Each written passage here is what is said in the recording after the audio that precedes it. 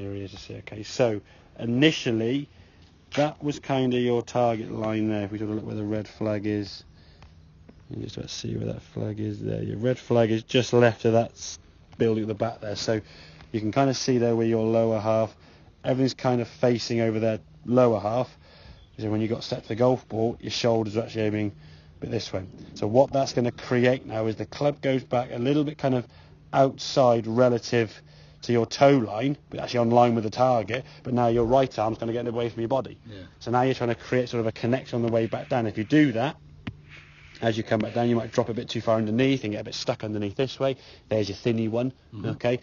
Maybe a blocky one, maybe an unmentionable, which is probably few and far between, but then you're trying to sort of recreate the angle back to the golf ball, and your lower half can't get your own way. This one on the left, on the right-hand side, it felt way left, okay, where you're finishing. If you turn round, that club we know was on the ground square, wasn't it? Yeah. We just look at just that.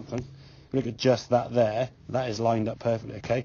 Knees are there. And if we look at your shoulders now when the club goes back, you can just about see your front left shoulder there, which shows that this is now round in front, okay? So when that club then goes back, okay, that club now is going back on line with the toe line, on line with your target, okay? Very good. Top of the backswing, great. As we're bringing the golf club back down now. Back on line there, lovely. Lower half trying to drive the target. Good strike, and the ball then starting off down your target line. And with a 7 or 8 iron, it's more of a drifty, soft. It's not going to be slinging. That's what we're trying to get away from, okay?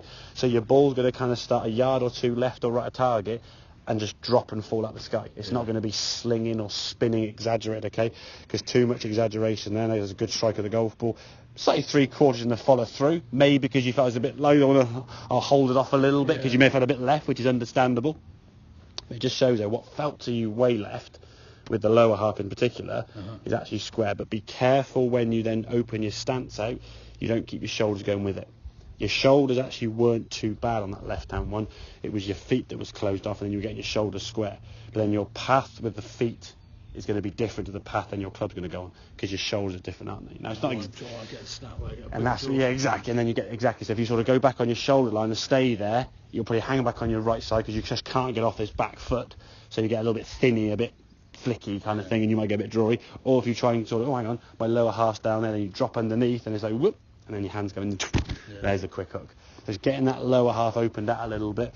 Don't think you can't hit a draw from even an open stance. I mean, Freddie Couples played enough to golf on tour with an open Trevino. And okay, I'm not advocating that sort of slinging, sort of figure eight sort of swing there, but you don't have to draw the ball with a close stance. It can be square or open or whatever. For me, it's getting the really more precise with top and bottom half working together, not being kind of disconnected. Because if you go back with one, hang on, where's my arm gone? I can't get this all connected position here now. Then you try and recreate it or move it forward. There's lots of different adjustments you're making in that backswing. And when you get it right, yeah, it's all good.